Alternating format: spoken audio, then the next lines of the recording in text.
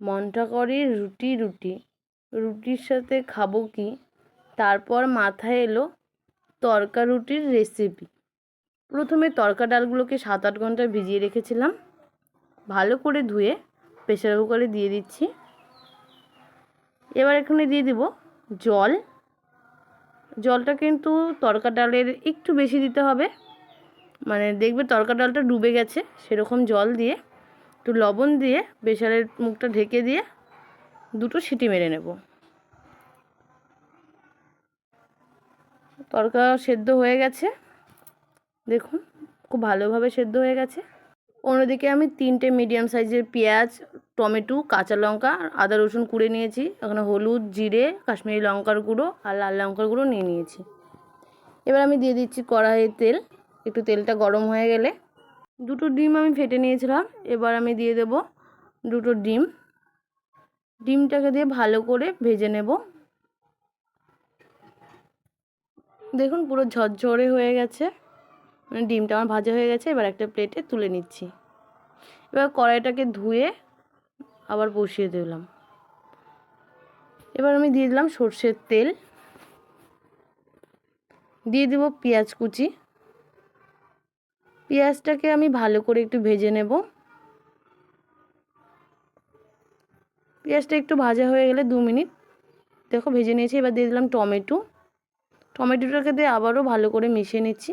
দিয়ে দিলাম হলুদ গুঁড়ো, কাশ্মীরি লঙ্কা গুঁড়ো, লাল লঙ্কার গুঁড়ো আর জিরে গুঁড়ো, দিয়ে ভালো করে নেড়েচেড়ে কষিয়ে নিচ্ছি। দিয়ে দিলাম পরিমাণ মতো লবণ। লবণটা দিয়ে একটু টমেটোটাকে সেদ্ধ হওয়ার জন্য অপেক্ষা করছি। একটু জল দিয়ে দিলাম, তাহলে টমেটোটা তাড়াতাড়ি সেদ্ধ হয়ে যাবে।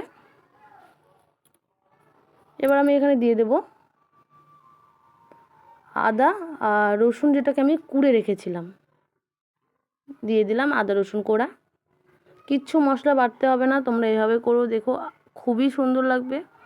দেখো পুরো কষানো হয়ে গেছে, তেল ছেড়ে দিয়েছে উপর থেকে, দেখুন কালারটা দেখুন, আচ্ছা উপর দিয়ে কত তেল ছড়ে গেছে।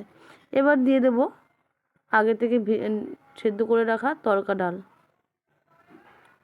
তড়কা ডালটা দিয়ে মশলার সঙ্গে ভালো করে এবার মিশিয়ে নেব।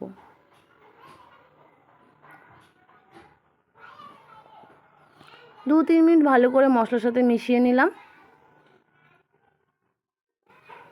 তোমরা কিন্তু এখানে ডিম কোড়াটা দিয়ে দিতে পারো। আমার শ্বশুর যেহেতু ডিম খায় না, তো সেই জন্য আমি ডিমটা পরে দিয়ে দেবো। এবার দিয়ে দিলাম কাঁচা লঙ্কা কুচি। তোমরা তোমাদের ঝালের পরিমাণ অনুযায়ী তোমরা দেবে। যদি লবণ লাগে তো তোমরা এই সময় দিয়ে দিতে পারো। এখানে আমি দিয়ে দিলাম একটু সামান্য পরিমাণে চিনি। চিনিতে ভালো করে মিশিয়ে নেব। আর আমার যেহেতু লবণ লাগবে, তো আমি সেই জন্য এখানে একটু লবণ দিয়ে দিয়েছিলাম। লবণটাতে ভালো করে মিশিয়ে নিয়েছি। এবার দিয়ে দিলাম তড়কা মশলা। তড়কা মশলাটা দিয়ে নামিয়ে নিলেই হয়ে যাবে। তো যেহেতু শ্বশুরমশাই ডিম খায় না, তো সেই জন্য আমি এই মশলাটাকে দিয়ে নেড়েচেড়ে শ্বশুরমশাইয়ের জন্য আলাদা করে তুলে নেব। দেখুন তড়কা ডাল রেডি হয়ে গেছে। এবার টেস্ট করার জন্য ওকে দেবো যে লবণ ঝাল কেমন হয়েছে। তো খেয়ে বললো একদম পারফেক্ট হয়েছে। এবার শ্বশুরমশাইয়ের জন্য বাটিতে আমি তুলে নিলাম। এবার আমি ভেজে রাখা ডিমটা দিয়ে দিলাম। ডিমটা দিয়ে ভালো করে মিশিয়ে নেব। গ্যাসের চুলাটা বন্ধ করে দেব। ব্যাস তৈরি হয়ে গেল আমার এই তড়কা রেসিপি। এবার রুটির সাথে এটা পরিবেশন করুন। তো ভিডিওটা তোমাদের কেমন লাগলো অবশ্যই জানিও। ভালো লাগলে লাইক, কমেন্ট, শেয়ার করে দিও। আর ফেসবুকে দেখলে ফলো করে দিও। আর ইউটিউবে দেখলে আমার চ্যানেলটা সাবস্ক্রাইব করে দিও। তো আমি ঢেলে নিয়েছি একটা বাটিতে।